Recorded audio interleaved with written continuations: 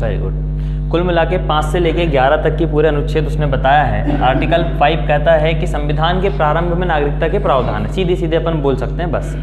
Article 6 कहता है कि जो व्यक्ति पाकिस्तान से भारत आए हैं उनके लिए जब हम उन्हें नागरिकता देंगे तो क्या क्या प्रावधान होंगे उनके लिए।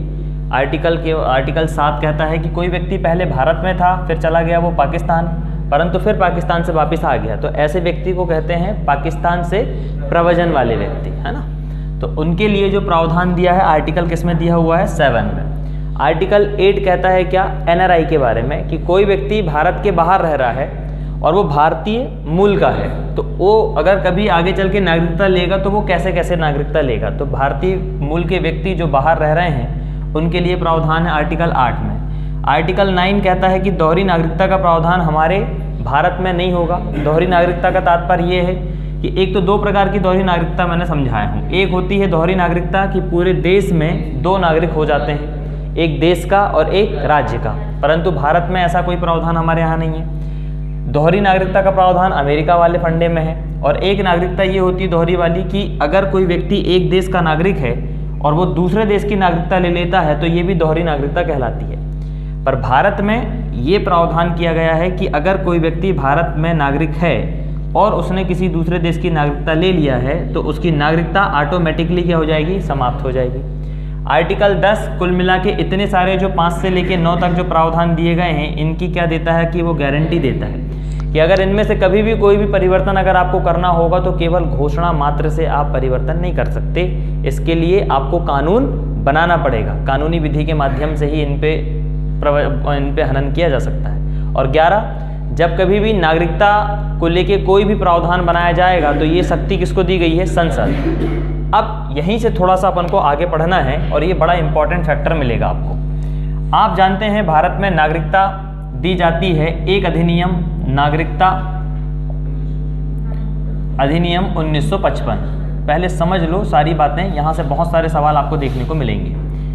ये जो अधिनियम आप देख रहे हैं ये भारतीय संविधान के अनुच्छेद किसका प्रयोग करके बनाया गया होगा, आर्टिकल 11 का, क्योंकि अनुच्छेद 11 में साफ साफ कहा गया है कि नागरिकता को लेके जब कभी भी कोई भी कानून बनाया जाएगा तो वो संसद बनाएगी। तो ये कानून बनाया गया पहली बार हमारे भारत में। बताया गया कि जब कभी भी किसी भी व्यक्ति को अगर नागरिकता से संबंधित कोई भी बात अगर होगी तो उसके लिए पूरे की पूरे नियम शर्तें कहाँ दिया गया है, इस अधिनियम में दिया गया है। तो क्या मैं इसे कह सकता हूँ कि नागरिकता के संबंध में ये हमारा मूल अधिनियम कहलाएगा। अब समय समय पे चीज़ें बदलते गई और बदलने के साथ साथ इसमें किए गए संशोधन। 1955 के बाद आप देखेंगे 1985 में एक संशोधन मिलेगा, 1986 में मिलेगा, 1992 में आपको संशोधन मिलेगा, 2003 में संशोधन मिलेगा, 2005 में मिलेगा, 2015 में मिलेगा और 2019। कुल मिला के संशोधन देखें तो आप इतने सारे संशोधन इसमें किए गए समय समय पे। इन्हीं को कहा जाता है CAA, मतलब सिटीजन अमेंडमेंट एक्ट। अमेंडमेंट को हमेशा ब्रैकेट में लिखा जाता है, ये इस प्रकार से लिखा जाता है। तो जब कभी भी इसको हिंदी में लिखेंगे तो ये सारे के सारे क्या कहलाएंगे, नागरिकता संशोधन अधिनियम। तो हमारे भारत में संशोधन कितने बार हो चुके हैं भारतीय नागरिकता में, इसको छोड़ दो, ये संशोधन नहीं कहलाएगा, है ना। 1 2 3 4 5 6 7 टोटल कुल मिला के देखें तो 7 बार संशोधन हो चुके हैं। अब इन संशोधनों के माध्यम से ही हमारे भारत में किसी भी व्यक्ति को अगर नागरिकता प्राप्त करना है तो ये वही कानून है जिनके माध्यम से आपको नागरिकता मिलेगी। तो पहला सवाल आपके सामने ये आता है कि भारत में नागरिकता प्राप्त करना कैसा अधिकार है, संवैधानिक अधिकार है कि कानूनी अधिकार है। कानूनी अधिकार, संवैधानिक नहीं है, क्योंकि ये कानून के माध्यम से आप अगर दे रहे हैं तो नागरिकता को अगर प्राप्त करना है तो उसके लिए आपको कौन सी प्रक्रिया करना पड़ता है, कानूनी प्रक्रिया करना पड़ता है, ना कि संवैधानिक प्रक्रिया करना पड़ेगा। आया समझ में। कभी कोई व्यक्ति बाहर का कोई व्यक्ति आएगा तो सुप्रीम कोर्ट में जाके नहीं बोलेगा कि मेरे को नागरिकता नहीं मिल रही है, कभी नहीं बोलेगा। वो जाएगा कहाँ पे, एम्बेसीज या फिर जो आपके ऑफिस बने हुए हैं नागरिकता के लिए, वहाँ जाएगा। तो ये सारी की सारी चीज़ें नागरिकता के लिए कानूनी प्रक्रिया के माध्यम से मिलेगी आपको। अब हमें ये देखना है कि सबसे पहले जब नागरिकता संशोधन अधिनियम 1955 आया, 1955 का कॉन्स्टिट्यूशन सिटीजन एक्ट आया 1955 का, तो उस समय शुरुआत में इसमें 5 प्रावधान किए गए। 5 प्रावधान कैसे कैसे किए गए, अगर इस अधिनियम की बात करूं तो इसमें कुल धाराएं हैं कितनी, 19 धाराएं हैं। एक बार और मैंने आपको बताया था कि धारा और अनुच्छेद में छोटा सा फर्क है। अनुच्छेद होते हैं कहाँ पे, संविधान में, और धाराएं होती हैं कहाँ पे, अधिनियम में। धाराएं कहाँ होंगी आपकी, अधिनियम में होंगी। ये छोटी सी विशेषता आपको पता रहना चाहिए। तो जब कभी भी किसी भी धारा की बात की जाए मतलब वो आपसे किसी न किसी अधिनियम के बारे में बोल रहा है, और अगर अनुच्छेद की बात की जाए तो मतलब वो संविधान की बात कर रहा है। तो CA 1955 मतलब नागरिकता अधिनियम 1955 की बात करें तो इसमें कुल धाराएं थी 19, याद रखेंगे। क्वेश्चन बन सकता है कितनी धाराएं थी। और इसी की धारा की अगर हम बात करें तो इसी अधिनियम के माध्यम से भारत में 5 तरीके बताए गए। इन 5 तरीकों के माध्यम से आप भारत में क्या ले सकते थे, नागरिकता ले सकते थे। पहला जन्म के माध्यम से, दूसरा लिया गया था वंशानुगत के माध्यम से, तीसरा बताया गया कि अगर आप पंजीकरण कर सकते हैं तो पंजीकरण के माध्यम से भी आप नागरिकता प्राप्त कर सकते हैं। चौथा बोला गया था कि आप प्राकृतिक रूप से नागरिकता प्राप्त कर सकते हैं। और पांचवा, अगर किसी क्षेत्र को हमने जीत लिया है या अर्जित किया है तो उसे क्षेत्र समाविष्टि कहते हैं, क्षेत्र समाविष्टि या क्षेत्र अर्जन। इन क्षेत्र समाविष्टि या भूमि समाविष्टि के माध्यम से भी आप भारत के नागरिक बन सकते हैं। कुल मिला के शुरुआती तौर में आप देखेंगे इन 5 तरीकों के माध्यम से 1955 के अधिनियम में बताया गया कि कोई व्यक्ति भारत में कब नागरिक बन सकता है और किन किन कंडीशनों में नागरिक बन सकता है। ठीक है, तो भारत में अगर सवाल पूछा जाए कि निम्न में से किन तरीकों से भारत का नागरिक नहीं बना जा सकता या बना जा सकता है, तो आपको पता रहना चाहिए केवल 5 ही तरीके हैं। असम समझौता एक अलग समझौता है, वो अलग से प्रावधान मिलेगा आपको। तो शुरुआती तौर में आप देखेंगे तो 5 तरीके मिले। बात करेंगे जन्म की। अगर इसी अधिनियम की धारा थोड़ा डिटेल में पढ़ लेंगे तो धारा क्रमांक 1 अगर बोलती है तो धारा क्रमांक 1 बोलती है इस अधिनियम की कि क्या इसका संक्षिप्त नाम, विवरण ऐसी बातें हैं। धारा क्रमांक 2 बोलती है कि इस अधिनियम में जितनी भी परिभाषाएं हैं उन शब्दों की परिभाषा के बारे में बताएगी। हमारे लिए इम्पोर्टेंट है धारा क्रमांक 3। ये है धारा क्रमांक 3 जिसमें बताया गया है कि जन्म के आधार पर आपको नागरिकता मिल सकती है। धारा क्रमांक 4 में बताया गया है वंशानुगत के माध्यम से। धारा क्रमांक 5 इसमें बताया गया पंजीकरण। धारा क्रमांक 6 इसमें बताया गया प्राकृतिक तरीके से। और धारा क्रमांक 7। तो कुल मिला के आपके लिए इंपॉर्टेंट चीजें क्या है, इस अधिनियम की कितनी धाराएं, 5 धाराएं। धारा 3, 4, 5, 6 और 7 ये आपको पता रहना चाहिए। शुरुआती तरीके में देख लेंगे जन्म के बारे में। जन्म को लेके क्या क्या प्रावधान था, बहुत बेसिक चीज समझ लो, वो ऑलरेडी आपने सब कुछ जान चुके हो परंतु बेसिक पता रहना चाहिए। आप जानते हो 15 अगस्त 1947 को हमारा देश आज़ाद हुआ, और 15 अगस्त 1947 के पहले की अगर मैं बात करूं तो हमें नहीं पता था कि कौन व्यक्ति कहाँ का है क्या है, क्योंकि भारत का जो नक्शा है, ये भारत के नक्शे की अगर हम बात करें तो भारत का कुछ इस प्रकार का नक्शा था। आज वर्तमान में ये भारत का नक्शा है, और इसी भारत के नक्शे में ये वाला क्षेत्र जो कहलाएगा आपका पाकिस्तान वाला क्षेत्र है ये वाला, और यहाँ वाला क्षेत्र जो था ये आपका क्या है, बांग्लादेश वाला। तो अगर मैं इसको यहाँ से मिटा दूं तो भारत मेरा पहले कुछ इस प्रकार से था, ऐसे ही रहा होगा ना भारत पहले, ऐसा कुछ था। अब 1947 में जब देश आज़ाद हुआ तो देश आज़ाद होने के बाद इन दोनों क्षेत्रों में अलग अलग बातें बन गई।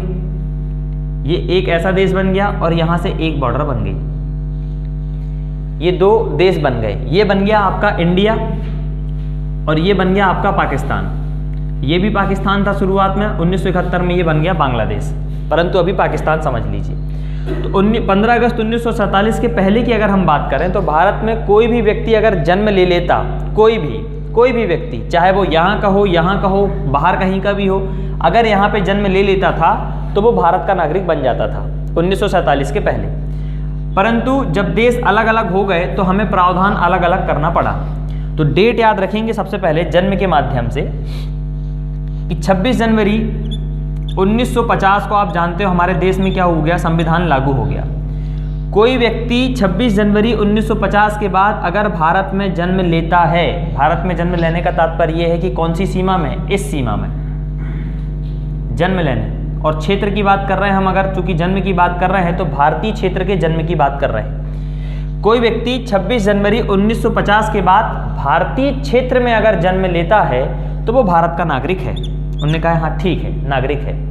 परंतु इसके पहले भी एक प्रावधान और किया गया, क्योंकि 47 के बाद हमारा देश आज़ाद हुआ है, तो सीधे सीधे बोल दिया गया कि अगर 1 जुलाई 1947 के पहले जो व्यक्ति भारत में जन्म लिया रहा होगा वो तो है, हमें नहीं मतलब उससे, परंतु 1 जुलाई 1947 के बाद, और ये कह दीजिए जब संविधान लागू हो गया तो 26 जनवरी 1950 के बाद, कोई भी व्यक्ति अगर इन डेट के बाद हमारे भारतीय क्षेत्र में जन्म लेता है तो वो भारत का नागरिक होगा, बशर्ते उसके जो पापा होंगे, पापा मतलब उसके पिताजी जो होंगे, भारत के नागरिक होना चाहिए उसके जन्म के समय। क्यों?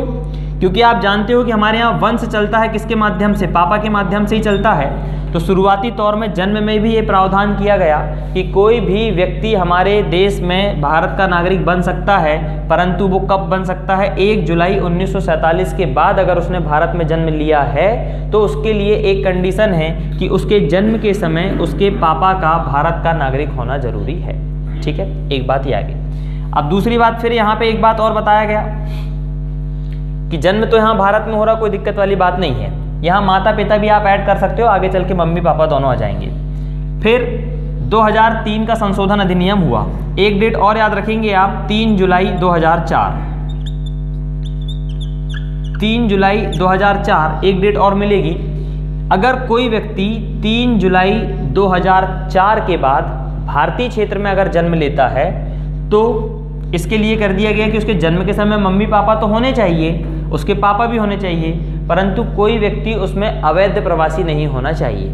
ये 2 प्रावधान आपको मेनली तरीके से याद रखना चाहिए, बस ये 2 ही प्रावधान है जन्म में। 2 बातें, एक व्यक्ति तभी नागरिक बन सकता है जब उसका जन्म 1 जुलाई 1947 के बाद भारत में हुआ है और उसके जन्म के समय उसके पापा का जन्म के समय उसके पापा का भारतीय नागरिक होना जरूरी है, एक बात।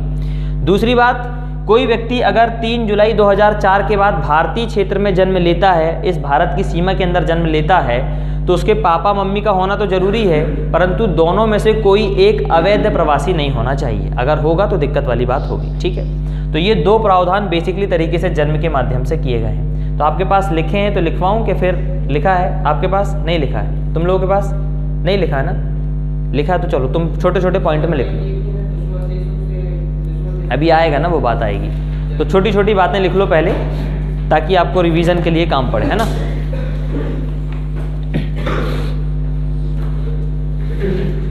चलो लिखिए, इसमें सबसे पहले डालिए नागरिकता अर्जन के लिए भारत में प्रावधान, या नागरिकता प्राप्त करने के लिए भारत में प्रावधान।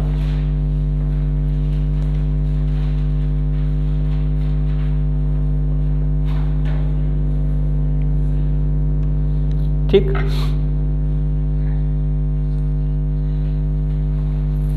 भारत में नागरिकता प्राप्त करने के लिए, भारत में नागरिकता प्राप्त करने के लिए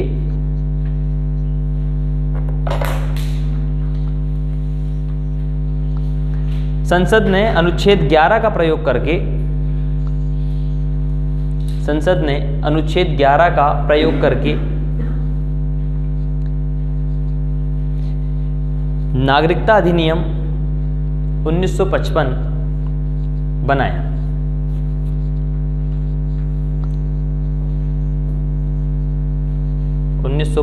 बनाया। यह भारत में नागरिकता प्रदान करने का मूल अधिनियम है। यह भारत में नागरिकों को नागरिकता प्रदान करने का मूल अधिनियम है।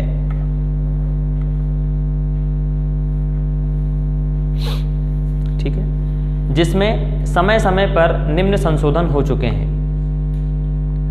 जिसमें समय समय पर निम्न संशोधन हो चुके हैं। कब कब हुए हैं संशोधन? 1955 का मूल अधिनियम है, लिखेंगे 1985, 1986, ये सारे डेट लिख लीजिए, सारे सन।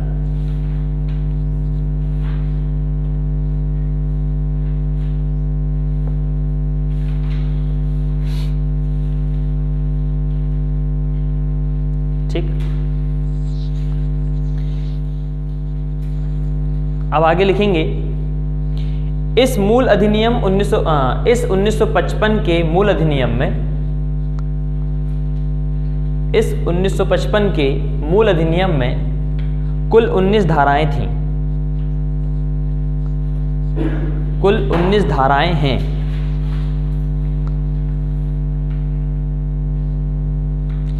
जिनके माध्यम से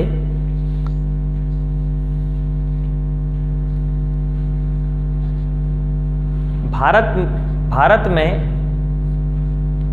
नागरिकता प्राप्त करने के लिए, भारत में नागरिकता प्राप्त करने के लिए 5 तरीके बताए गए हैं, 5 तरीके बताए गए हैं।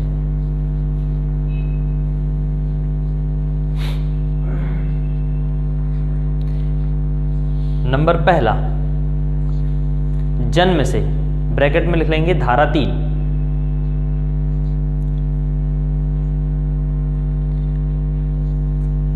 ठीक है, इसी में डैश करके लिख लीजिए। कोई व्यक्ति जिसका जन्म 3 जुलाई 3 दिसंबर होना चाहिए, 3 दिसंबर होगा। कोई व्यक्ति जिसका जन्म 1 जुलाई 1947 के बाद भारतीय क्षेत्र में हुआ है,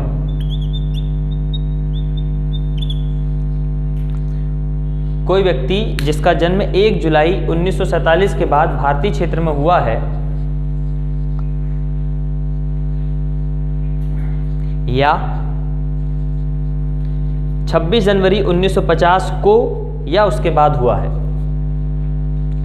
26 जनवरी 1950 को या उसके बाद भारतीय क्षेत्र में हुआ है,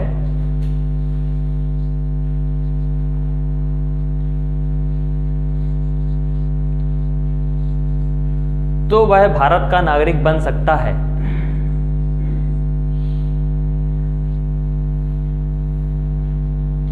तो वह भारत का नागरिक बन सकता है।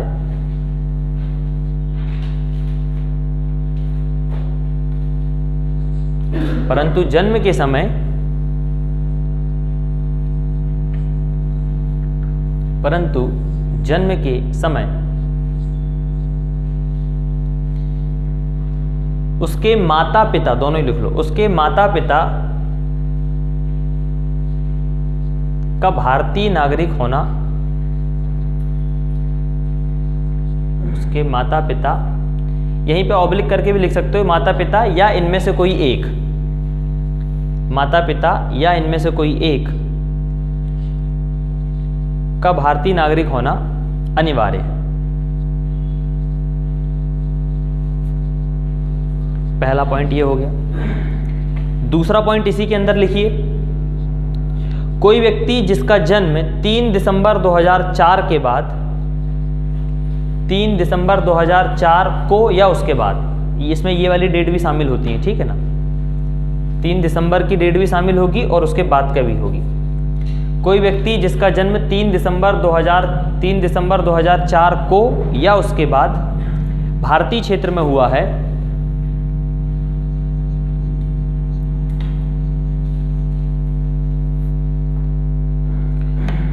तो वह उसी दशा में भारत का नागरिक बन सकता है, उसी दशा में भारत का नागरिक बन सकता है।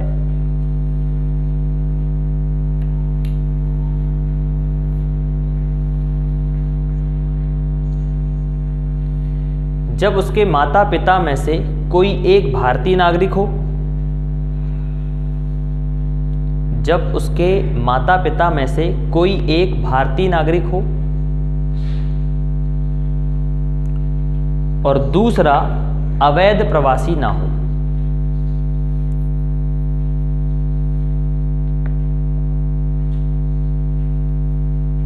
अवैध प्रवासी ना हो। एकदम शॉर्ट में चीज़ें समझना है क्योंकि पीटी के हिसाब की चीज़ें हैं। तो जब कभी भी जन्म की बात अगर आएगी तो जन्म की बात को लेके आपको 2 बातें याद रखना है। एक डेट होगी आपकी 1 जुलाई 1947, दूसरी डेट होगी 26 जनवरी 1950, तीसरी डेट होगी 3 दिसंबर 2004। कोई व्यक्ति अगर 1 जुलाई 1947 के बाद भारत में पैदा होता है, इस भारतीय क्षेत्र में पैदा होता है, तो उसका जन्म के समय उसके मम्मी पापा का भारत का नागरिक होना जरूरी है या उनमें से कोई एक। कोई व्यक्ति 3 दिसंबर 2004 के बाद अगर भारत में जन्म होता है उसका, तो उसके लिए क्या अनिवार्य है कि उसके मम्मी पापा भारत के नागरिक हों, उनमें से कोई एक हो सकता है, परंतु दूसरा कोई अवैध प्रवासी नहीं होना चाहिए। ठीक, दूसरा समझ लीजिए वंशानुगत। नंबर दूसरा, धारा क्रमांक 4 वंशानुगत। अब पहले समझ लो इसको क्या है। भारत में वंश का तात्पर्य होता था पिता। शुरुआत से ही आज भी हमारे यहाँ भारत में व्यवहारिक रूप से वंश का तात्पर्य चलता है पिता। और शुरुआत में जब भारत में नागरिकता का प्रावधान किया गया तो ध्यान रखेंगे 26 जनवरी 1950 से लेकर, शुरुआत में जब प्रावधान किया गया 26 जनवरी 1950 से, तो वंश के रूप में पापा को ही माना गया। तो जब पहली बार वंश के हिसाब से जब हमने यहाँ पे प्रावधान किए धारा 4 में, तो ये कह दिया गया कि कोई व्यक्ति जिसका जन्म भारत के क्षेत्र के बाहर कहीं होता है। अब यहाँ पे क्षेत्र था, ये तो अपने भारत के क्षेत्र में होता था जन्म, भारत के क्षेत्र में। अब यहाँ पे जो जन्म होगा ये भारत के बाहर होगा। ठीक है, भारत के बाहर। भारत के बाहर किसी व्यक्ति का जन्म अगर होता है कब, 26 जनवरी 1950 के बाद, तो वो भारत की नागरिकता के लिए अप्लाई कर सकता है अगर उसके पापा भारत के नागरिक हों तो। जन्म के समय हो ये कोई गारंटी नहीं। देखो इसकी चीजें समझ लीजिए। कोई व्यक्ति अमेरिका में रह रहा है और उसके पापा इंडिया में काम करते हैं, इंडिया में है, परंतु इसने यहाँ पे इसका एक और घर है, यहाँ पे इसकी मम्मी यहाँ की अमेरिका की है और इसका जन्म भी अमेरिका में हो गया, किसी लड़के का जन्म अमेरिका में हो गया। अब कायदे से देखा जाए तो वो अमेरिका का नागरिक बन गया, जन्म से ही अमेरिका का नागरिक बन गया। परंतु अगर उसे भारत का नागरिक बनना है तो उसके पास एक आधार है कि उसके पापा जो हैं भारत के नागरिक हैं। तो वंश के आधार पर वो यहाँ पे अप्लाई कर सकता है कि मेरा जन्म भले ही कहाँ हुआ हो, अमेरिका में हुआ हो, और उसके जन्म के समय उसके पापा मम्मी है भी नहीं, उसके साथ में कोई वैरी नहीं करता, तो वो अप्लाई ये करेगा कि मेरे भारत में अगर मुझे नागरिक बनना है तो मेरे पापा भारत के नागरिक हैं और मेरा वंश कहाँ का है, भारत का वंश है, इसलिए मुझे नागरिकता मिलनी चाहिए। तो शुरुआत में केवल यही प्रावधान किया गया कि किसी व्यक्ति का जन्म अगर भारत के क्षेत्र के बाहर कहीं होता है, बाहर, तो 26 जनवरी 1950 के बाद वो क्या कर सकता है, भारत की नागरिकता के लिए अप्लाई कर सकता है। परंतु कब कर सकता है, जब उसके पापा भारत के नागरिक हों। पहला प्रावधान। दूसरा प्रावधान वर्ष 1990 का दशक आया और इस 1990 के दशक में महिलाओं को लेकर बहुत बड़े विवाद शुरू हो गए। सबने केवल एक ही बात कहा कि भैया भारत में महिलाओं को आप उतने अधिकार नहीं देते जितने पुरुषों को अधिकार देते हैं। ऐसा नहीं हो सकता कि भैया वंश केवल आप पापा को मान रहे हैं, मम्मी को क्यों नहीं मान रहे। पिता ही अकेला वंश नहीं हो सकता, माता भी उसके वंश का आधार हो सकता है।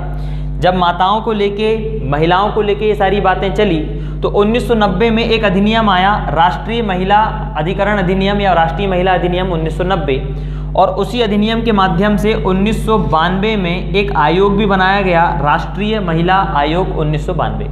अधिनियम आया था 1990 में और बनाया गया कब, 1992 में। तो महिलाओं की स्थिति को सुदृढ़ करने के लिए, मजबूत करने के लिए ये अधिनियम आया। और देखो जब ये सारी बातें चल रही थी, देख ध्यान से देखो, जब ये सारी बातें चल रही थी उसी समय नागरिकता को लेके भी प्रावधान चला कि पिता अकेला ही बच्चों को वंश नहीं दे सकता, माता भी क्या दे सकती है, वंश दे सकती है। इसीलिए 1992 में ही आपको एक संशोधन देखने को मिल रहा है। यहाँ पे ये देखो, ये संशोधन दे रहा, ये इसी कारण से संशोधन किया गया था। तो शुरुआत में वंश के आधार पे केवल एक ही आधार था, वो था कौन, पिता।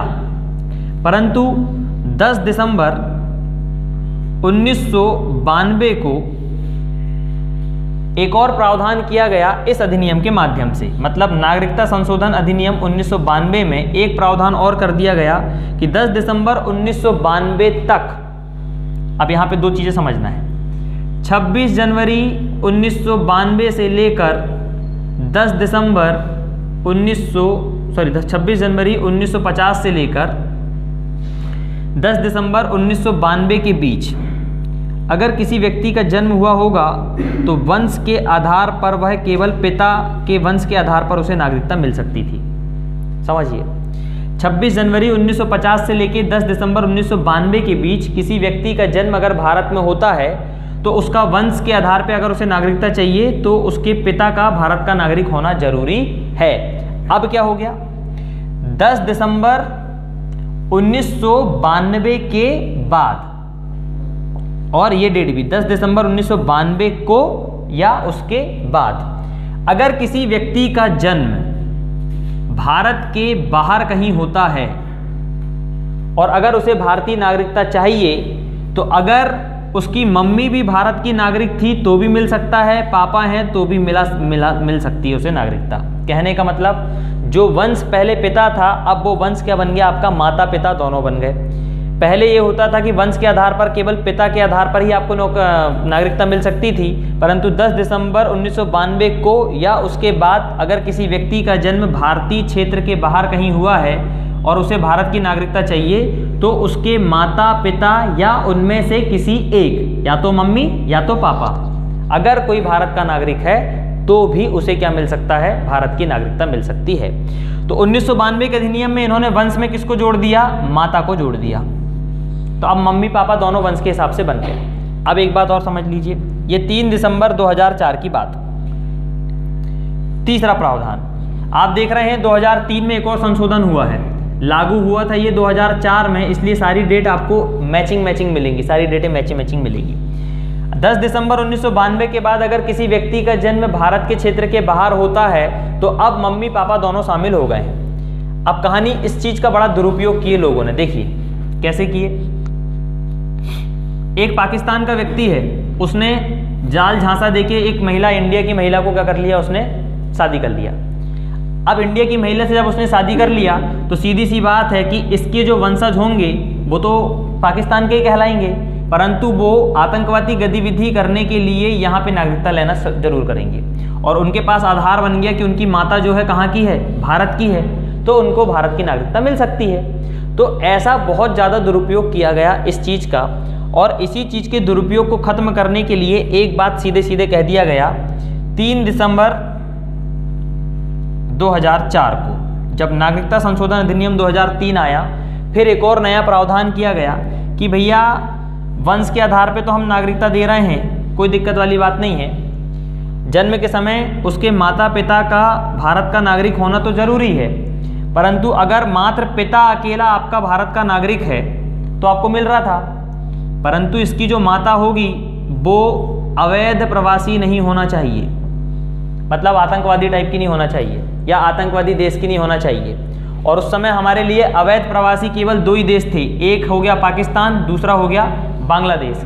इसलिए नागरिकता को लेके पाकिस्तान और बांग्लादेश को हमने हमेशा बाहर रखा है। किसी भी प्रावधान को आप पढ़ेंगे तो पाकिस्तान और बांग्लादेश को हमेशा हमने अवैध प्रवासी के रूप में हमने यहाँ पे बात कर दी है। तो 3 दिसंबर 2004 को या उसके बाद किसी व्यक्ति का जन्म भारत के क्षेत्र के बाहर कहीं होता है और अगर उसे भारत की नागरिकता चाहिए तो जन्म के समय उसके मम्मी पापा का भारतीय नागरिक होना जरूरी है, अगर नहीं है तो पिता का नागरिक होना जरूरी है, परंतु मम्मी अवैध प्रवासी नहीं होना चाहिए। अगर मम्मी भारत की नागरिक है तो पिता का अवैध प्रवासी होना अनिवार्य नहीं है, मतलब होना ही नहीं चाहिए, अन्यथा आपको नागरिकता नहीं मिलेगी। तो वंश के आधार पे आप देखेंगे ये 3 चीजें आपको देखने को मिलेगी, तब भी नहीं मिलेगी। मम्मी, दोनों में से कोई एक भी अवैध प्रवासी नहीं होना चाहिए। मम्मी पापा, देखो 3 चीजें बन सकती है, माता पिता, ये दोनों इंडिया के हो सकते हैं, ठीक। अब मम्मी इंडिया की हो सकती है परंतु पिता जो हो सकते हैं वो अमेरिका के हो सकते हैं। अब माता अमेरिका की हो सकती है और पिता इंडिया का हो सकता है, ये अलग अलग हो सकते हैं ना ऐसे, परंतु कंडीशन ऐसी बन गई कि मम्मी इंडिया की है परंतु पापा जो हैं वो अवैध प्रवासी निकल गए। अवैध प्रवासी मतलब इन दोनों देश में से कहीं से निकल गए, तब इसको नागरिकता नहीं मिलेगी, इनके बच्चों को नागरिकता नहीं मिलेगी। दूसरी कंडीशन कि पापा तो इंडिया के हैं परंतु इनकी मम्मी जो निकली वो कैसी निकली, अवैध प्रवासी निकली, तब इनको भी नहीं मिलेगी। और इनको कब नहीं मिलेगी, 3 दिसंबर 2004 के बाद के अगर इनके बच्चे होंगे तो नहीं मिलेगी, इसके पहले तो मिल सकती थी, इसके बाद नहीं मिलेगी, ठीक। तो ये 3 बातें आपको ध्यान रखना है।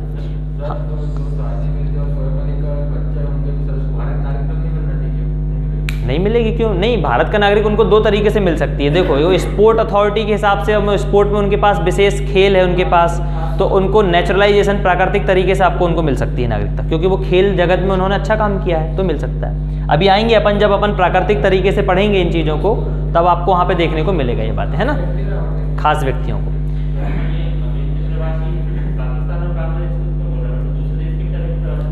अवैध प्रवासी देखिए क्या है, आप प्रवासी किनको कह सकते हैं? देखिए, प्रवासी केवल पाकिस्तान बांग्लादेश को इसलिए कहते हैं अपन हमेशा शामिल, क्योंकि वहाँ से ये चीज़ें ज़्यादा हुई हैं और जितने लोग पाए गए हैं वो वहीं के पाए गए हैं, तो इसलिए इनको हमने मेंशन कर दिए। जब अभी आप मैं दोहरी नागरिकता पढ़ाऊंगा, पर्सन ऑफ इंडियन ओरिजिन पढ़ाऊंगा, ओवरसीज सिटीजन ऑफ इंडियन पढ़ाऊंगा, या अभी आज ही पढ़ेंगे अपन लोग, तब आपको इन चीज़ों का मतलब भी समझ में आएगा। क्यों अवैध प्रवासी का तात्पर्य एक ही परिभाषा, कोई व्यक्ति हमारे भारत में अनलीगल तरीके से अगर आता है तो वो अवैध प्रवासी है, ठीक है। अगर उसके डॉक्यूमेंट्स अगर आपके अनवैलिड हैं तो अवैध प्रवासी है। कोई व्यक्ति अगर प्रमाण पत्र साबित नहीं कर पा रहा है तो अवैध प्रवासी है। परंतु कोई व्यक्ति जिन देश से हमारे संबंध अच्छे नहीं हैं और उन व्यक्ति को हमने नागरिकता देने के लिए ऑलरेडी मना करके रखा है, और वो भी अगर हमारे यहाँ आके रह रहा है, तो क्यों यहाँ से आने के लिए आप जानते हो इनको तरीके से आराम से घुस सकते हैं ये, और यहाँ से आने वाले व्यक्ति को भी तरीके से घुस सकते हैं, और पहले भी इन लोगों के बीच में क्या हुआ है ये बातें चलते रही है। तो कुल मिला के अवैध प्रवासी तो आप इन दोनों की बात तो कर ही रहे हैं, परंतु कोई व्यक्ति बाहर का भी हो और उसके डॉक्यूमेंट्स अगर आपके पास नहीं है तो भी वो अवैध प्रवासी कहलाएगा। ऐसा केस देखने को बहुत कम मिलता है, ज़्यादातर केस पाकिस्तान और बांग्लादेश के देखने को मिलते हैं, इसलिए ज़्यादातर इनका नाम आता है, ठीक है ना। तो 3 तरीके आपने देखा यहाँ पे वंशानुगत के माध्यम से कि कोई व्यक्ति वंश के आधार पे भारत का नागरिक तभी बनेगा जब अगर उसका जन्म भारत के बाहर कहीं होता है। तो 26 जनवरी 1950 के बाद कोई ऐसा व्यक्ति जिसका जन्म भारत क्षेत्र के बाहर होता है तो वो भारत का नागरिक तभी बन सकता है जब जन्म के समय उसके पापा क्या होना चाहिए, भारत के नागरिक होना चाहिए। परंतु कोई व्यक्ति 10 दिसंबर 1992 के बाद जिसका जन्म भारत के क्षेत्र के बाहर होता है, अब वो भारत का नागरिक तब बन सकता है जब उसके मम्मी पापा दोनों में से कोई एक भारत का नागरिक होना चाहिए, मम्मी भी शामिल हो गई। अब 3 दिसंबर 2004 के बाद कोई व्यक्ति का जन्म अगर भारत के क्षेत्र के बाहर कहीं होता है और अगर वो भारत की नागरिकता लेना चाहता है तो कंडीशन एक ही है कि भैया मम्मी पापा का भारतीय नागरिक होना जरूरी है, और अगर उन दोनों में से कोई एक भारत का नागरिक है तो दूसरा अवैध प्रवासी नहीं होना चाहिए, ठीक है। ये 3 बातें। एक तुमने जो पूछे थे कि सर शत्रु देश के लिए, तो जन्म में एक बात और ऐड कर सकते हो तुम। देखिए क्या है, हमारा भारत देश ये है और ये अमेरिका है, इधर अमेरिका मान लो। अब अमेरिका की एम्बेसी हमारे भारत में है और भारत की एम्बेसी कहाँ पे है, अमेरिका में है, ठीक है।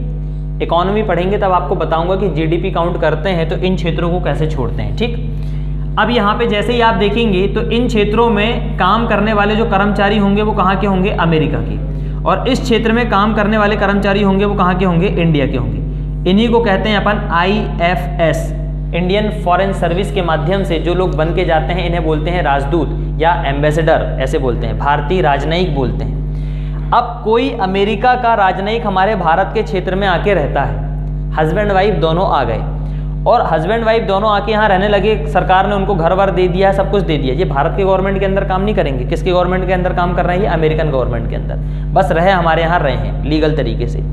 अब जब इनका कोई बच्चा जन्म हो जाएगा तो क्या उसको भारत की नागरिकता मिलनी चाहिए, नहीं मिलेगी। क्यों नहीं मिलेगी, साफ साफ प्रावधान कर दिया गया है कि जितने भी भैया राजनयिक लोग होंगे, विदेशी राजनयिक होंगे, उनके बच्चों का जन्म अगर भारतीय क्षेत्र में होता है तब भी हम उनको भारत की नागरिकता नहीं देंगे, नहीं मिल सकती।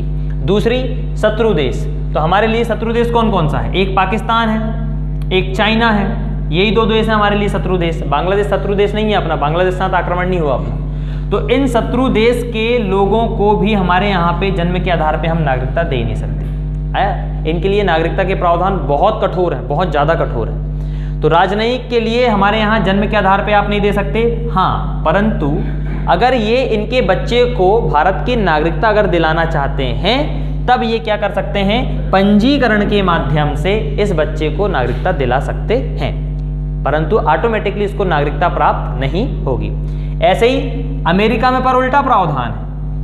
अमेरिका में जो इंडिया के लोग यहाँ पे काम कर रहे हैं, हस्बैंड वाइफ का बच्चा अगर अमेरिका में हो गया तो ऑटोमेटिकली वो अमेरिका का नागरिक बन गया, जन्म के आधार पे वहाँ पे नागरिकता चलती है। वहाँ पे 2 ही आधार है, एक चलता है जन्म के आधार पे और दूसरा चलेगा आपका नेचुरलाइजेशन, प्राकृतिक तरीके से।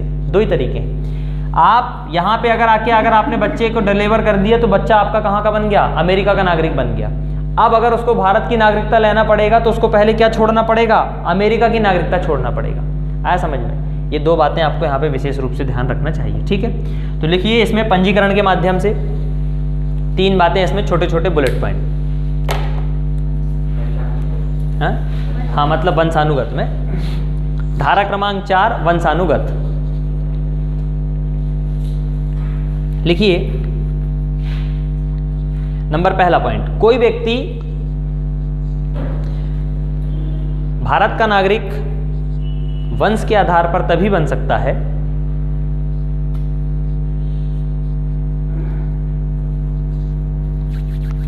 कोई व्यक्ति भारत का नागरिक वंश के आधार पर तभी बन सकता है जब उसका जन्म 26 जनवरी 1950 के बाद भारत के बाहर हुआ हो। 26 जनवरी 1950 के बाद भारत के बाहर हुआ हो और जन्म के समय उसके पिता भारत के नागरिक रहे हों।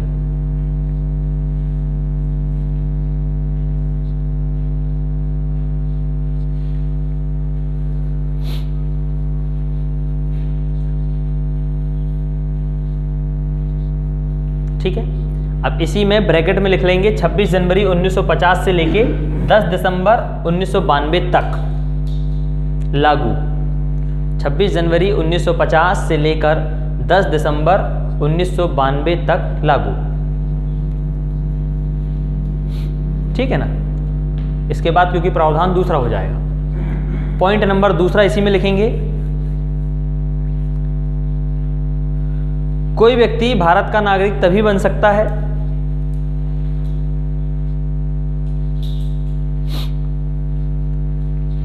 जब उसका जन्म 10 दिसंबर 1992 को या उसके बाद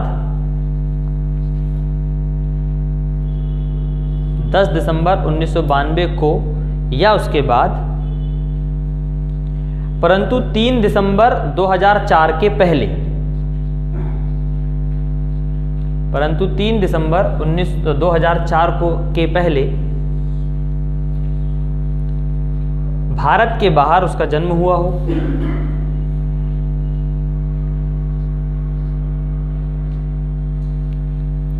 भारत के बाहर किसी क्षेत्र में जन्म हुआ हो और जन्म के समय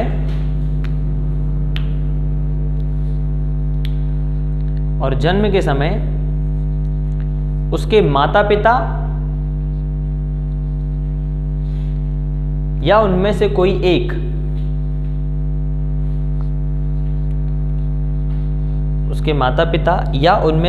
एक भारत का नागरिक हो।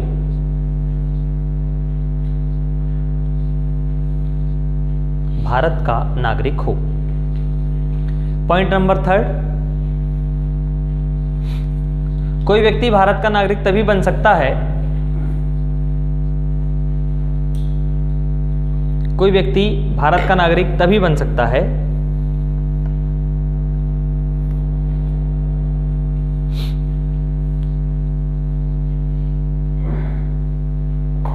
जब,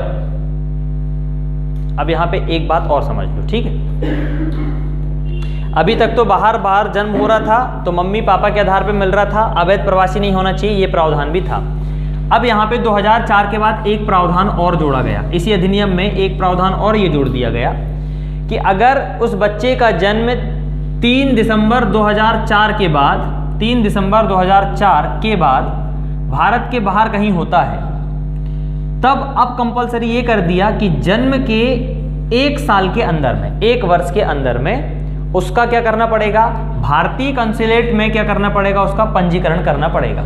जैसे यहां पे मान के चलो किसी बच्चे का यहां पे जन्म हुआ तो ये बचपन से ही नागरिक बन गया, कहां का, अमेरिका का। अब अगर इन्होंने 1 साल के अंदर, जैसे इसका जन्म हुआ 1 जनवरी 2021 को इसका जन्म हुआ, तो इनको 1 साल के भीतर भीतर मतलब 1 जनवरी 2022 के अंदर अंदर इनको क्या करना पड़ेगा, इसी अमेरिका के अंदर में या भारत के अंदर में यहाँ पे मिलेगा आपको भारतीय कंसुलेट का क्या मिलेगा, ऑफिस मिलेगा, जहाँ पे जन्म का पंजीकरण होता है। जैसे आप हॉस्पिटल में कोई बच्चा होता तो जन्म पंजीयन नहीं होता क्या, वैसे ही। तो यहाँ पे आपको क्या करना पड़ेगा, जन्म का पंजीकरण कराना पड़ेगा, ये अनिवार्य कर दिया गया है। अगर आपने 1 साल के अंदर वो पंजीकरण नहीं कराया तब आपके बच्चे को भारत की नागरिकता से वंचित किया जा सकता है। कब, जब उसका जन्म 3 दिसंबर 2004 के बाद हो रहा है। तो अब वो वंश के आधार पर नहीं मिलेगा उसको जन्म, अब उसको मिलेगा फिर पंजीकरण के आधार पे, उसको फिर अलग से प्रोसेस करना पड़ेगा, ठीक है ना। तो 3 दिसंबर 2004 के बाद अगर किसी बच्चे का जन्म या किसी व्यक्ति का जन्म भारत के बाहर होता है तो जन्म के 1 साल के अंदर उसे भारतीय कंसुलेट में क्या करना पड़ेगा, पंजीकरण कराना पड़ेगा जन्म का, तभी उसे भारत की नागरिकता मिल सकती है, ठीक है। तो इसमें तीसरा प्रावधान लिख लीजिए कि कोई व्यक्ति जिसका जन्म 3 दिसंबर 2004 के बाद हुआ हो, 3 दिसंबर 2004 के बाद भारतीय क्षेत्र के बाहर हुआ हो,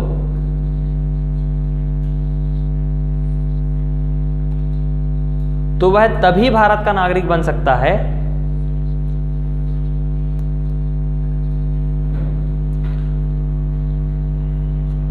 जब जन्म के 1 साल के अंदर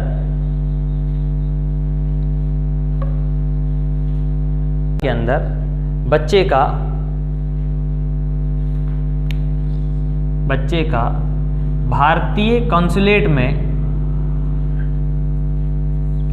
भारतीय कॉन्सुलेट में जन्म का पंजीकरण करा दिया गया हो।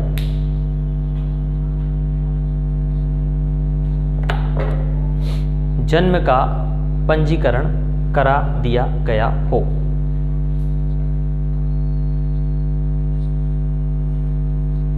क्लियर है यहां तक बातें, किसी को कोई डाउट यहां तक? अब इसमें एक चीज और, ये केवल आपके नॉलेज के लिए बता रहा हूं क्योंकि इंटरव्यू में ऐसी चीजें आपसे पूछते हैं। अब मान के चलो ये बच्चे का जन्म हुआ अमेरिका में और इन्होंने 1 साल के भीतर भीतर पंजीकरण भी नहीं करवा पाए, तो अब तो ये भारत का नागरिक नहीं है, ये कहाँ का नागरिक हो गया, अमेरिका का।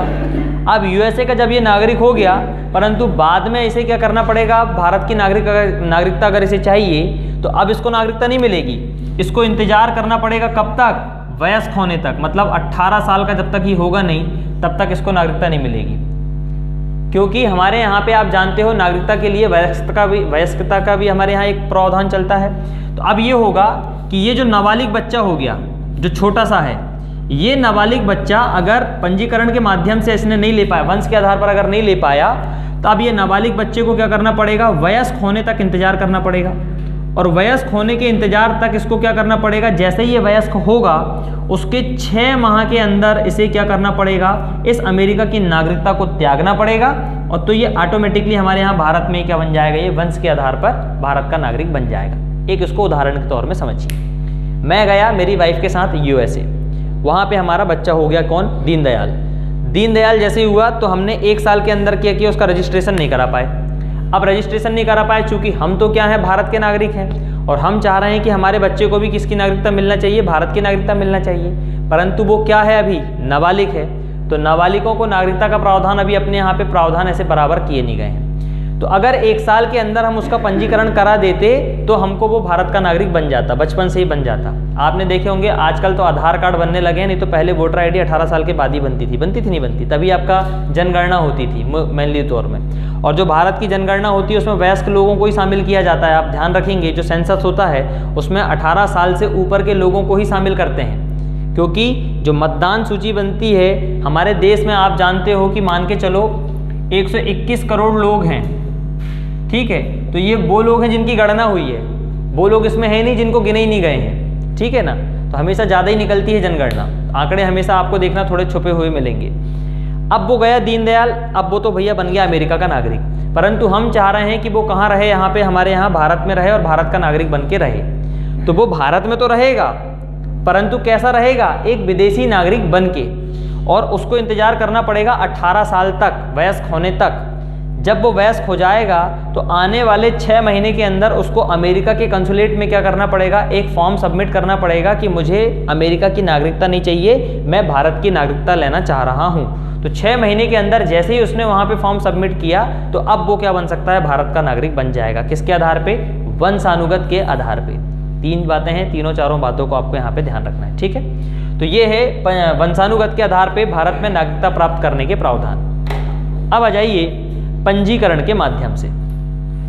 पंजीकरण बहुत ईजी है। पंजीकरण और प्राकृतिक तरीकों में लगभग आपको थोड़ी थोड़ी समानता देखने को मिल सकती है, थोड़ा थोड़ा बेसिक डिफरेंस है। पंजीकरण क्या होता है, एक उदाहरण तो यही ले सकते हो आप कि नहीं करा पाए तो बाद में पंजीकरण के माध्यम से होगा, रजिस्ट्रेशन कराना पड़ेगा। तो धारा क्रमांक 5 पंजीकरण मतलब रजिस्ट्रेशन ये कहता है कि मैं गया यूएसए और वहाँ पे मेरे को एक अमेरिकन लड़की के साथ मैंने विवाह कर लिया। अब मैं उसको लेके आऊँगा इंडिया, पर वो तो है अमेरिकन नागरिक, उसको तो भारत की नागरिकता देना पड़ेगा ना। तो मुझे क्या करना पड़ेगा, उस लड़की के लिए भारत में रजिस्ट्रेशन करना पड़ेगा, रजिस्ट्रेशन। परंतु इसके लिए थोड़ी सी शर्तें हैं। क्या क्या शर्तें हैं, कोई व्यक्ति अगर अपने किसी संबंधी को, जो विदेश का व्यक्ति है, उसे भारत में नागरिकता दिलाना चाहता है तो वो उसे पंजीकरण के माध्यम से दिला सकता है। कैसे, अगर कोई मान के चलो मैं हूँ और मेरी वाइफ है, हम दोनों में से मैं भारतीय हूँ और ये अमेरिकन की है। अब अगर मैं इसे भारत की नागरिकता दिलाना चाहता हूँ तो मैं क्या करूँगा, यहाँ पे रजिस्ट्रेशन कराऊँगा। एक दूसरा काम ये होगा कि रजिस्ट्रेशन कराने के बाद मुझे इस लड़की को 7 साल तक यहाँ पे रखना पड़ेगा। 7 साल तक ये भारत की नागरिक नहीं रहेगी। तो 7 साल तक कैसे रहेगी, ये वीज़ा के माध्यम से, वीज़ा लेके रहेगी। तो 7 साल तक इसको मिनिमम यहाँ पे रहना पड़ेगा, उसके बाद इसे भारत की नागरिकता मिल जाएगी। समझ में आया। कोई व्यक्ति पंजीकरण के माध्यम से भारत का नागरिक तभी बन सकता है जब पंजीकरण का फॉर्म सबमिट करने के बाद उसे मिनिमम कितने साल तक रहना पड़ेगा, 7 साल तक भारत में रहना पड़ेगा, तो वो भारत का नागरिक बन सकता है। यही है पंजीकरण। दूसरा, कोई मान के चलो भारतीय व्यक्ति है, भारतीय मूल का है, मान चलो उसके दादा परदादा कुछ रहे होंगे, भगवान जाने कब के रहे होंगे, और उसने कोई डॉक्यूमेंट्स पेश कर दिया, या 1947 के बाद 15 अगस्त 1947 के बाद भारत ने कोई ऐसे क्षेत्र को जीत लिया जो पहले भारत का नहीं था। ध्यान रखिए, मान के चलो भारत है और भारत ने यहाँ का ये आपका कौन सा क्षेत्र जीत लिया, दमन द्वीप को जीत लिया, भारत का तो नहीं था ना। परंतु अब इस क्षेत्र को जीतने के बाद ये भारत का क्षेत्र बन गया। इसी क्षेत्र में रहने वाले एक मूसालाल थे, मूसालाल, और मूसालाल का जो नाती है, नाती वो रहता है कनाडा में। इसको ऐसे करके समझो, कनाडा में। तो मूसालाल पहले अंडमान एवं यहाँ दमन द्वीप में रहते थे, परंतु 1962-61 के दौरान में आप जानते हो कि इसको हमने क्या कर लिए थे, भारत में शामिल कर लिए। अब मूसालाल का जो क्षेत्र, जो घर था, जो पहले कहाँ आता था, दमन द्वीप में आता था, अब वो कहाँ आने लगा, आपका भारत में आने लगा, भारत का क्षेत्र बन गया। तो मूसालाल तो बन गया भारत का नागरिक, परंतु ये व्यक्ति तो बाहर रह रहा है ना, इसका नाती पोता तो बाहर रह रहा है ना।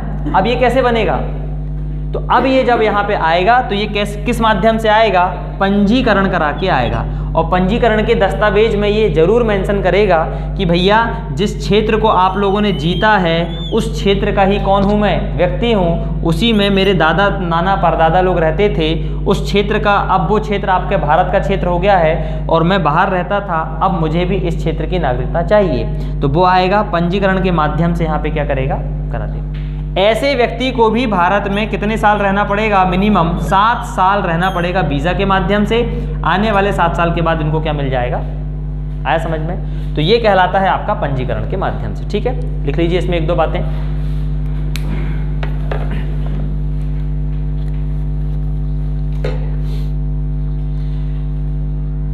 पंजीकरण धारा क्रमांक 5, ठीक है, इसमें लिखेंगे कोई व्यक्ति पंजीकरण के माध्यम से भारत का नागरिक बन सकता है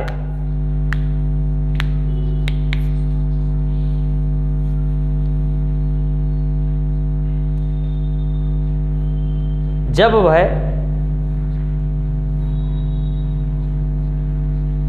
पंजीकरण के बाद 7 साल तक भारत में रहे,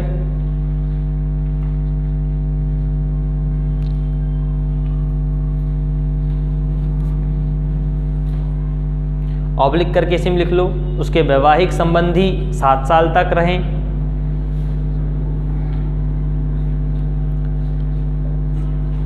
ऑब्लिक करके लिख लीजिए नाबालिग बच्चे रहें,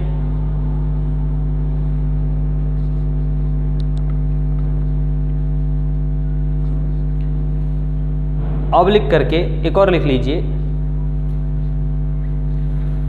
कोई ऐसा क्षेत्र का व्यक्ति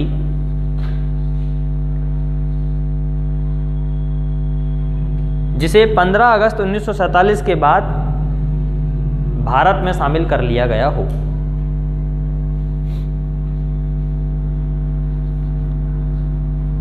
कोई ऐसा व्यक्ति जिसे 15 अगस्त 1947 के बाद भारतीय क्षेत्र में शामिल कर लिया गया हो। ये सब पंजीकरण के माध्यम से भारत में नागरिक बन सकते हैं। ठीक,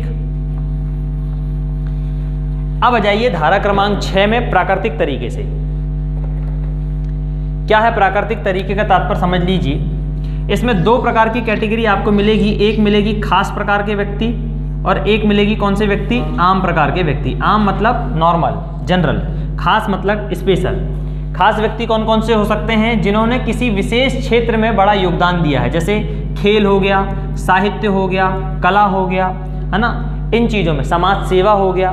तो ऐसे बहुत सारे लोग हैं जिन्होंने किसी पर्टिकुलर क्षेत्र में बहुत बड़ा योगदान दिया है और उस योगदान के चक्कर में भारत का नाम भी बढ़ा है या उस देश का नाम बढ़ा है। अब जैसे हमारे यहाँ मान के चलो कैलाश सत्यार्थी जी हैं। कैलाश सत्यार्थी जैसा कोई एक व्यक्ति मान के चलो कनाडा का रहा होगा, जिसने भारत के किसी क्षेत्र विशेष के लिए बहुत सारे आर्टिकल लिखा, बहुत विशेष काम किया। डायरेक्ट एक उदाहरण समझ लो, बांग्लादेश की एक महिला के बारे में मैंने आपको बताया था। उस बांग्लादेश की महिला ने यहाँ तमिलनाडु वाले साइड में यहाँ के क्षेत्रों के बारे में, इन क्षेत्रों के बारे में, भारत की संस्कृति, यहाँ के लोगों के बारे में बहुत साल तक अच्छी अच्छी बातें लिखी। तो वो आगे चल के क्या हुई, पुरस्कृत भी हुई। हमारे यहाँ आप जानते हो पद्म पुरस्कार हम बाहर के लोगों को भी दे देते हैं कई बार। तो आपने देखा होगा कि इन पुरस्कार से उसको नवाजित किया गया।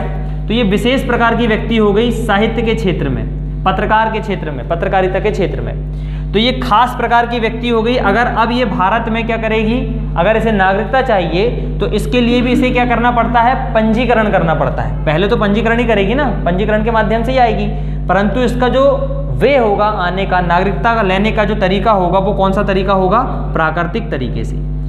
तो भारत के अंदर उन व्यक्तियों को भी नागरिकता मिल सकती है जो बाहर किसी क्षेत्र के तो हों, परंतु किसी क्षेत्र विशेष में उन्होंने बहुत बड़ा योगदान दिया है। जैसे सानिया मिर्जा जो हो गई, खेल के क्षेत्र में है उसका विशेष योगदान, इसलिए हमारे भारत की नागरिक बन के बैठी हुई है, वो अभी दिक्कत नहीं है उसको, ठीक है ना। उसके पास 2 ऑप्शन थे, या तो पाकिस्तान की नागरिक बन जाए, या तो भारत का शोएब मलिक को भारत का नागरिक बना ले, या दोनों नागरिकता छोड़ दें। तो शोएब मलिक को भारत की नागरिकता मिल नहीं सकती है, पॉसिबल नहीं है, इसलिए खेल के क्षेत्र में उसकी भारत की नागरिकता गई नहीं है अभी तक, वो आज भी भारत की नागरिक है। और उस बिहाफ में शोएब मलिक जब भी आएगा हमारे यहाँ तो वो कैसे लगा के आएगा, वीज़ा लगा के आएगा हमारे यहाँ, क्योंकि वो पाकिस्तानी क्षेत्र में है, शत्रु देश है, और शत्रु देश के लोगों को हमारे यहाँ पे नागरिकता नहीं दी जा सकती है। परंतु उनका आना जाना आप देखोगे, पाकिस्तान के बहुत सारे खिलाड़ी हमारे यहाँ पे आते हैं जाते हैं, कितने सारे लोग आते हैं, तो उनका आना जाना उनके लिए कोई वीज़ा थोड़ी लगता है कोई, वो तो खेल के चक्कर में उस गवर्नमेंट के तरफ से आपको पहुँचाते हैं। एक बात याद रखो, जब यहाँ से खिलाड़ी लोग जाते हैं, मान चलो अमेरिका जा रहे हैं, तो ये अपना पर्सनल वीज़ा लगा के नहीं जाते, इनका पर्सनल केवल नाम बस रहता है, इनका वीज़ा कौन लगवाएगा, गवर्नमेंट लगवाएगी, आए समझ में। परंतु विराट कोहली ही अगर पर्सनल तरीके से कनाडा अगर जा रहा है तब वो अपना पर्सनल वीज़ा लगाएगा। तो 2 तरीके हैं ना जाने के, कि अगर मान के चलो मैं कलेक्टर हूँ और मुझे एमपी गवर्नमेंट पहुँचा रही है जर्मनी किसी काम विशेष से, तो मैं मेरा वीज़ा लगा के थोड़ी जाऊँगा, उस गवर्नमेंट के वीज़े के माध्यम से जाऊँगा जिसमें मेरा नाम क्या रहेगा, मेंशन रहेगा। तभी तो हमें कहते हैं कि सरकारी खर्चे में आपको पहुँचा रहे हैं, आया समझ में। नहीं तो हमें क्या होता, हमारी टिकट को लगाना पड़ता, फिर हमको बाद में बिलिंग मिलते रहती, ऐसा भी चलता है। तो जो सानिया मिर्जा है वो इसी माध्यम से हमारे यहाँ पे बनी हुई है, अभी भी नागरिक है हमारे यहाँ पे। नहीं तो कायदे से देखा जाए कि उसने शत्रु देश के लोगों के साथ शादी किया है तो उसकी नागरिकता खत्म हो जानी चाहिए थी अभी तक तो, परंतु नहीं करे हैं, खेल विशेष में है। तो प्राकृतिक तरीके से अगर हमें नागरिकता चाहिए तो हमारे यहाँ 2 कैटेगरी है, एक खास है एक आम है। खास में कोई अगर खेल विशेष में हो, कोई साहित्य में है, कला में है, समाज सेवा में है, जिसमें विशेष योगदान दिए होंगे, उन लोगों को यहाँ पे नागरिकता मिल सकती है। और दूसरा आता है आम। ये थोड़ा इंपॉर्टेंट है। आम व्यक्ति मतलब आम जनता। मान के चलो कोई अमेरिका का कोई व्यक्ति है और वो भारत में नौकरी कर रहा है, यहाँ पे नौकरी कर रहा है, भारत की ही किसी कंपनी में आके वो नौकरी कर रहा है, या अमेरिका की ही किसी कंपनी में आके नौकरी कर रहा है, पर वो कंपनी कहाँ पे, भारत में। अब ये इंसान यहाँ पे 8-10 साल रह लिया। 8-10 साल रहने के दौरान इसको ये लगा कि यार मुझे क्या करना चाहिए, भारत का ही नागरिक बनना चाहिए। विवाह नहीं किया, अगर विवाह कर लेगा तो फिर इसको इस माध्यम से मिल जाएगी। किस माध्यम से, पंजीकरण से मिल जाएगी इसको, है ना, आप देख रहे हैं। 8-10 साल रहा, परंतु इसको रहने में अच्छा लगा, यहाँ की भाषा सीख लिया उसको। हमारे यहाँ अनुसूची 8 में जो भाषाएं दी गई हैं उसमें से कोई एक भाषा इसको आने लगी, और अच्छा नेचर है, चरित्र भी अच्छा है, और इसको लगने लगा कि मुझे भारत में रहना चाहिए। अब ये क्या करेगा, अप्लाई करेगा नागरिकता के लिए। तो ऐसे व्यक्ति जिन्हें हम आम व्यक्ति कह रहे हैं, जो या तो नौकरी के उद्देश्य से हैं, या किसी संस्था विशेष के काम के कारण आए हैं, या यहाँ रहने के लिए ही आए हैं, ठीक है, इन लोगों को हमारे यहाँ नागरिकता मिल सकती है। परंतु ऐसे लोगों को कम से कम 11 वर्ष और अधिकतम 14 वर्ष तक भारत में क्या करना पड़ेगा, निवास करना पड़ेगा।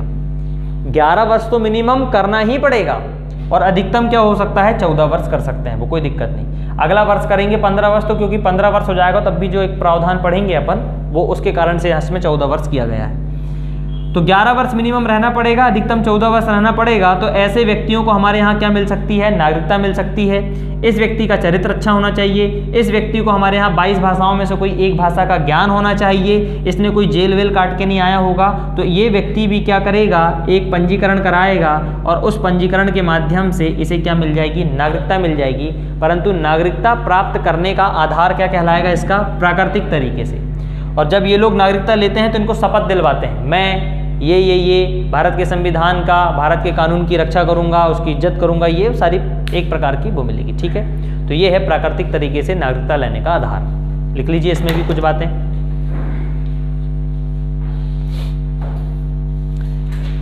नंबर 4 है प्राकृतिक तरीके से, धारा क्रमांक 6। सीधे पॉइंट टू पॉइंट लिखवा देता हूं। कोई व्यक्ति भारत का नागरिक बन सकता है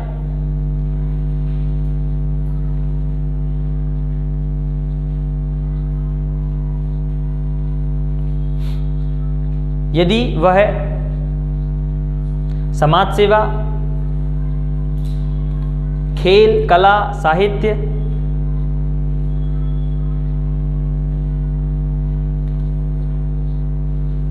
जैसे प्रसिद्ध क्षेत्रों में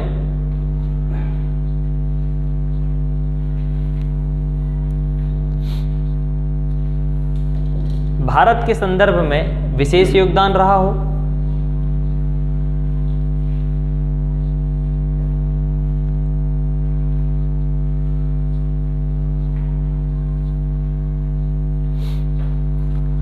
नंबर 2, कोई व्यक्ति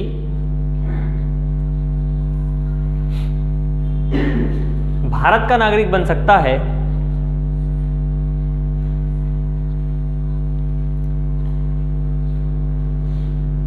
यदि वह भारत में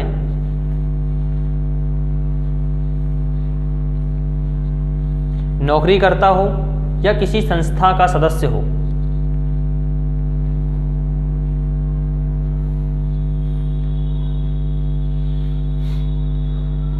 ऐसे व्यक्ति को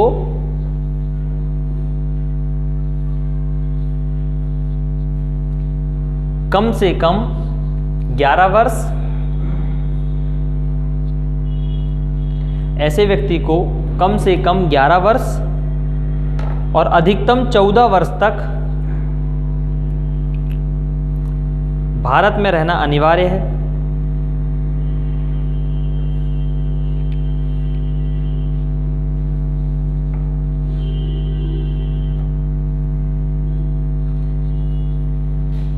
ऐसे व्यक्ति का चरित्र अच्छा होना चाहिए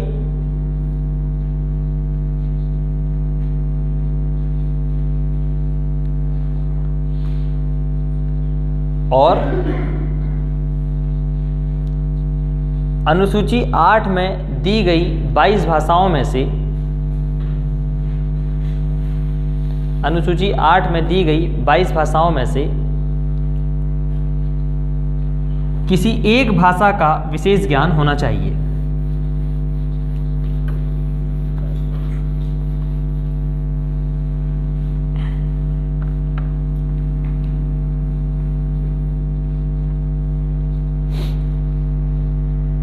ठीक है, अब आ जाइए अगला, भूमि या क्षेत्र समाविष्टि, धारा क्रमांक 7। सीधा सा तात्पर्य है, ध्यान रखेंगे केवल एक ही डेट, क्योंकि 15 अगस्त 1947 के बाद हमारा देश आज़ाद हो गया है, तो 15 अगस्त 1947 के बाद भारत ने अगर किसी क्षेत्र को युद्ध के माध्यम से या जनमत संग्रह के माध्यम से कैसे भी तरीके से अगर हमारे क्षेत्र में शामिल किया है, तो उस क्षेत्र के नागरिकों को केवल एक आदेश के माध्यम से नागरिक बना दिया जाता है। इसके लिए कोई कानून वानून या इसके लिए संशोधन की आवश्यकता नहीं पड़ती। जैसे देखो, एक उदाहरण दे रहा हूँ, 1962 में पांडिचेरी को हम लोगों ने जीता। अब जो क्षेत्र हमारा नहीं था, हमने उसको क्या बना लिया, हमारे क्षेत्र बना लिए। अब इस क्षेत्र में रहने वाले लोग किसके नागरिक कहलाने लगे, पहले जो पांडिचेरी के थे अब वो किसके हो गए, भारत के हो गए। अब इनके लिए भी अलग से प्रावधान करना पड़ेगा, तो इसलिए इनके लिए एक बढ़िया एक तरीका बनाया गया कि भैया जिस दिन उस क्षेत्र को हम जीत लेंगे उसी दिन हम एक आदेश जारी कर देंगे। तो इन्होंने उस समय क्या आदेश जारी किया, देखो, नागरिकता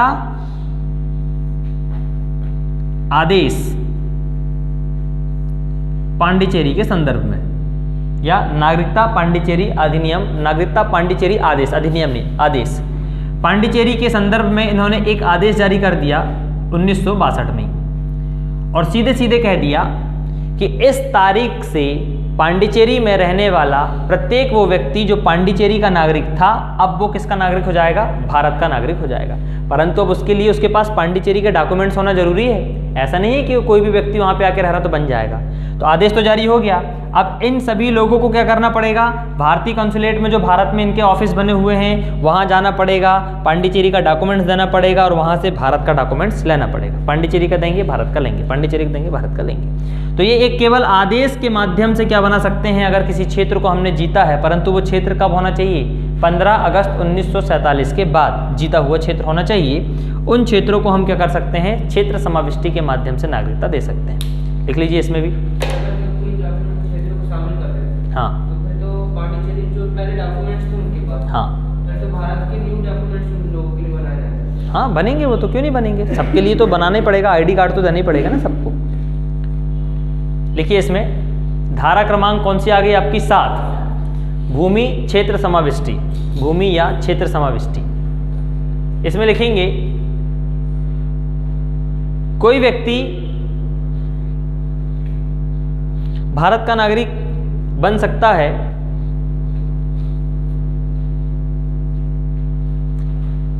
यदि वह उस क्षेत्र से संबंधित हो, यदि वह उस क्षेत्र से संबंधित हो जिसे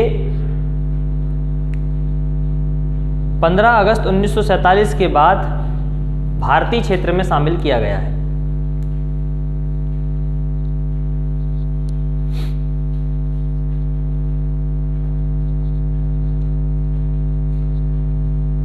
पंद्रह अगस्त 1947 के बाद भारतीय क्षेत्र में शामिल किया गया है। ठीक, तो ये था आपका नागरिकता से संबंधित पूरे के पूरे बातें।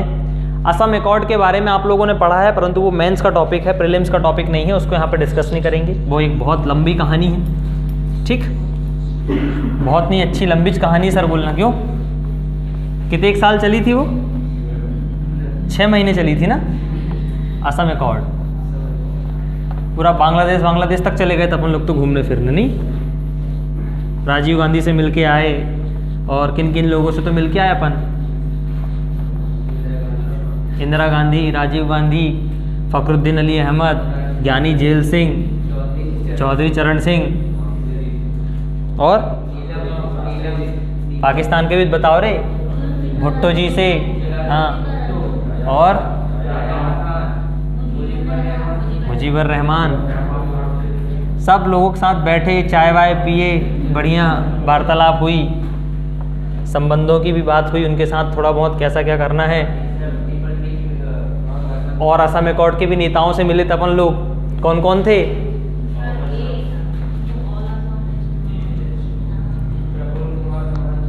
हाँ, प्रफुल्ल कुमार। चलो, तो ये थे भारत में नागरिकता प्राप्त करने के तरीके। एक बार क्विक रिवीजन करके बता दो मुझे आप लोग, भारत में नागरिकता का मूल अधिनियम कौन सा है? नागरिकता अधिनियम 1955। कितने संशोधन है इसमें? कौन कौन से?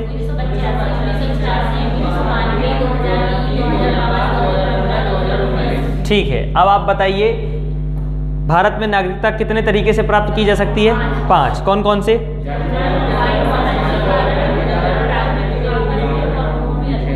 क्षेत्र। कुल मिला के कितने? 5 तरीके। जन्म के आधार पे अगर हमें नागरिकता प्राप्त करना है तो क्या क्या बातें हैं?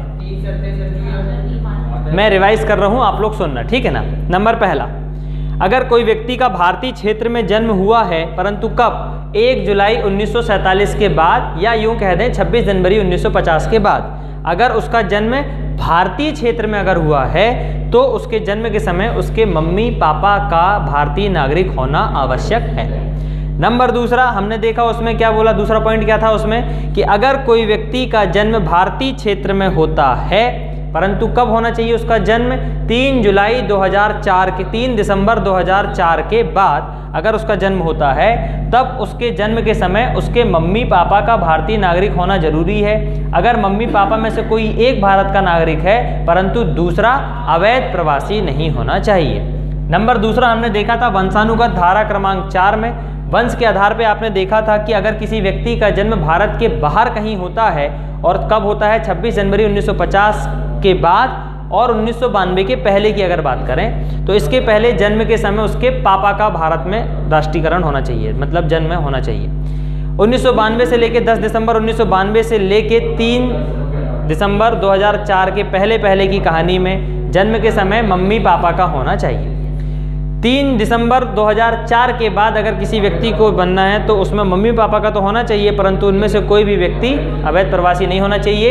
एक और प्रावधान आपने देखा कि जन्म के तुरंत 1 साल के अंदर में उसको क्या करना पड़ेगा? पंजीकरण कराना पड़ेगा, वो भी कहाँ पे? भारतीय कंसुलेट। तीसरा हमने प्रावधान देखा था वंशानुगत के बाद, तीसरा नंबर था पंजीकरण के माध्यम से।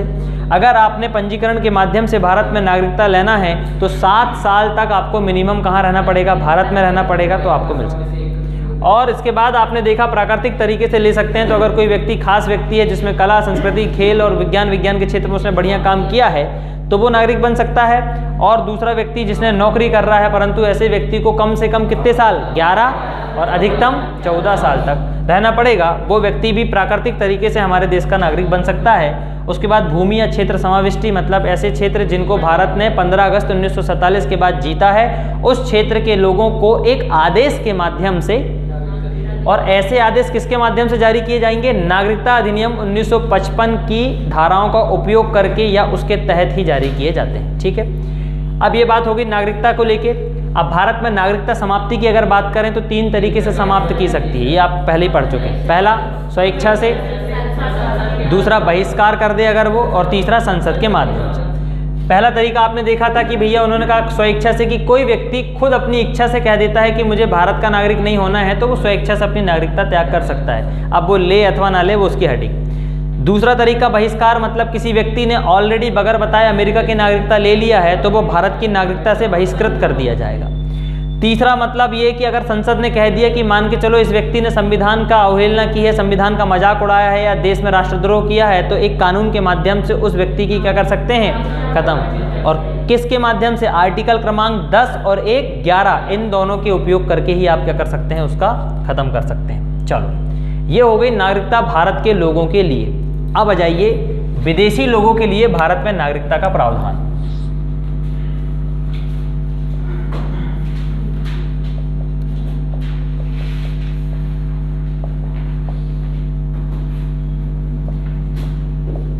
ये नया टॉपिक है, पहले नहीं पढ़े होंगे आपने ना। हाँ, तभी तो जोड़ बता रहा हूं तुमको मैं। पीटी में है ये, पीटी में पूरे टॉपिक हैं इसके। देखिए विदेशी व्यक्ति, पहले समझ लो विदेशी व्यक्ति कौन कौन हो सकते हैं। 3 प्रकार के विदेशी व्यक्ति होते हैं। नंबर पहला NRI। NRI मतलब non residence of Indian person type की जो होते हैं। NRI मतलब वो व्यक्ति जो भारतीय मूल के तो हैं परंतु कहाँ रह रहे हैं, भारत में रह रहे हैं। अभी सब कुछ डिटेल में बताऊंगा आप। NRI।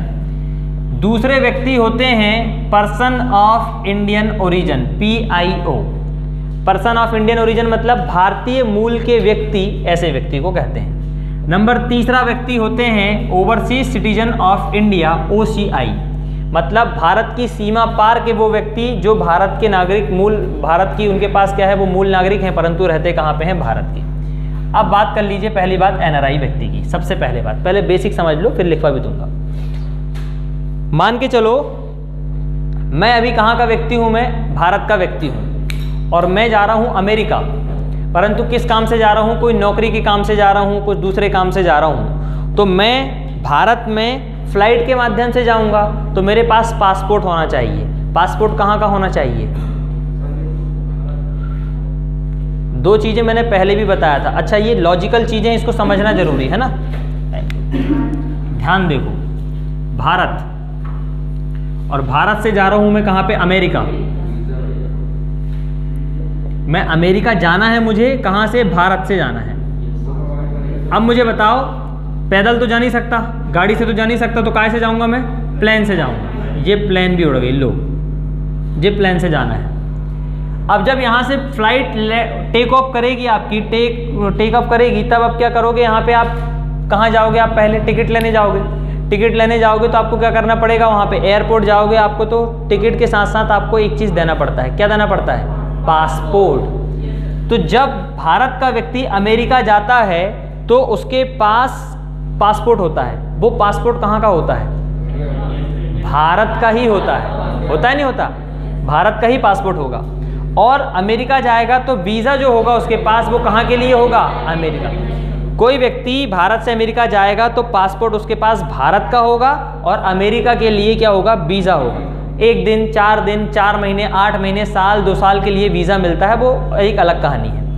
तो NRI व्यक्ति को तात्पर्य सीधे सीधे समझ लीजिए कि कोई ऐसा व्यक्ति जो भारत का मूल व्यक्ति है परंतु वो कहाँ जा रहा है, काम या बिजनेस के उद्देश्य से कहाँ जाता है, वो लंबे समय के लिए कहाँ जा रहा है, बाहर किसी देश में जा रहा है। ऐसे व्यक्ति के पास भारतीय पासपोर्ट होता है। मतलब NRI के पास कौन सा पासपोर्ट होगा, भारत का पासपोर्ट होगा। तो NRI के संबंध में 2-3 बातें आपको बताता हूँ मैं। देखिए, NRI वह व्यक्ति होगा जो या तो शिक्षा को लेके या फिर आपका काम को लेके, बिजनेस को लेके, ऐसे समय को लेके भारत के बाहर जाता है। इसके पास कौन सा पासपोर्ट होगा, भारतीय पासपोर्ट होगा, इंडियन पासपोर्ट होगा इसके पास। साथ ही साथ ऐसा व्यक्ति 182 से अधिक दिन अगर बाहर रहता है तो उसको हम क्या कह देते हैं, NRI व्यक्ति कह देते हैं। अब ऐसा तो मान के चलो मैं चला गया 5 दिन के लिए अमेरिका, तब भी पासपोर्ट लगेगा मेरे को, तो क्या मैं NRI हो गया, क्या नहीं होगा ना। तो NRI वही व्यक्ति होगा जो मिनिमम 182 दिन या 182 से ज़्यादा दिन भारत के बाहर रहता है, वो भी इंडियन पासपोर्ट और किसी बाहर देश के वीज़ा के साथ। ऐसे व्यक्ति को हम क्या कहते हैं, NRI कहते हैं। मतलब हम कहते हैं इनको कि भैया ये व्यक्ति non residential of Indian person कहलाएंगे। ये हमारे भारत के नागरिक तो हैं परंतु हमारे यहाँ पे रहते नहीं हैं, इसलिए हम इनको क्या कहते हैं, NRI व्यक्ति कहते हैं। 2 बातें बस इसमें मुख्य तरीके से समझ लीजिए। ऐसे व्यक्तियों को लेके बात आई भैया कि ऐसे व्यक्ति क्या करेंगे, अब चुनाव हो गए तो तब ये क्या मतदान दे सकते हैं कि नहीं दे सकते। तो शुरुआत में इनको लेके चुनाव से इनको क्या कर दिया गया था, वंचित कर दिया गया था कि भैया आप बाहर रहो, हमारे यहाँ आओ जाओ, कोई दिक्कत वाली बात नहीं, परंतु आप हमारे यहाँ चुनाव में पार्टिसिपेट नहीं करेंगे। परंतु केंद्र सरकार ने वर्ष 2011 में ऐसे व्यक्ति मतलब NRI के लिए जो भारत के बाहर रहते हैं, इनके लिए केंद्र सरकार और चुनाव आयोग दोनों ने मिलकर एक प्रावधान किया कि ऐसे व्यक्ति फॉर्म 6A, ये ध्यान से पढ़ लेना, ये आपको मिलेगा पीटी में मिलेगा, यूपीएससी के पीटी या मेंस में जरूर मिलेगा। ये फॉर्म 6A एक नया कॉन्सेप्ट लेके आए केंद्र सरकार ने और किसने, चुनाव आयोग ने मिलके। जब कभी कोई भी व्यक्ति NRI है और उसे चुनाव में पार्टिसिपेट करना है तो उसको फॉर्म 6A के तहत एक फॉर्म डालना पड़ेगा और वो व्यक्ति हमारे यहाँ की मतदाता सूची में क्या हो जाएगा, शामिल हो जाएगा। मतलब जब मतदाता सूची बनेगी तो एक नाम उसका भी होगा। अभी ये होता था कि मान के चलो भारत से मैं अमेरिका चला गया, मैं चला गया यहाँ पे, मान चलो 180 दिन मतलब 6 माह के लिए मिनिमम चला गया, 6 माह और ज़्यादा मान लो 1 साल के लिए चला गया मैं, और वहीं पे रह रहा हूँ, 4-5 साल से वहीं रह रहा हूँ, तो सीधी सी बात है यहाँ जब भी चुनाव होगा तो मतदाता सूची में मेरा नाम ही नहीं होगा। अरे जब मतदाता सूची में नाम ही नहीं है मेरा तो क्या मैं वोटिंग डाल सकता हूँ क्या? पॉसिबल नहीं है, नहीं डाल सकता। अब मुझे ऐसा लगता है कि मैं भारत का लिए काम करता हूँ, भारत का व्यक्ति हूँ, तो मुझे भी भारत में चुनाव में पार्टिसिपेट करना चाहिए। तो शुरुआत में ऐसे व्यक्तियों के लिए चुनाव में पार्टिसिपेट करने का प्रावधान नहीं था। क्यों नहीं था? क्योंकि ये लोग मतदाता सूची में ही नहीं थे। अब इसके लिए वर्ष 2011 से क्या किया गया है, फॉर्म 6A बनाया गया है। इस फॉर्म 6A के माध्यम से ये लोग क्या हो जाएंगे, भारत की मतदाता सूची में क्या हो जाएंगे, शामिल हो जाएंगे। और जब मतदाता सूची में शामिल हो जाएंगे तो सीधी सी बात है ये भारत में क्या कर सकते हैं, अब चुनाव दे सकते हैं। परंतु अब ऐसा भी है कि भैया चुनाव में वोटिंग डालना है तो आओ उड़ के, अब वोट डालने आओ, है नहीं है, ऐसा है। तो ये है आपका क्या, NRI। अब समझ लीजिए PIO, person of Indian origin. ध्यान दीजिए, छोटी छोटी बातें परंतु बड़ा मजा आएगा उसको समझने में। फिर बात कर लो भारत और अमेरिका की। कोई व्यक्ति मान चलो मैं भारत से चला गया अमेरिका, और अमेरिका में जाके मैंने उस देश की क्या ले ली, नागरिकता ले ली, ठीक। परंतु मेरा मूल कहाँ का है, भारत का है, मैं भारतीय मूल का व्यक्ति हूं, परंतु मैंने अमेरिका की नागरिकता ले ली।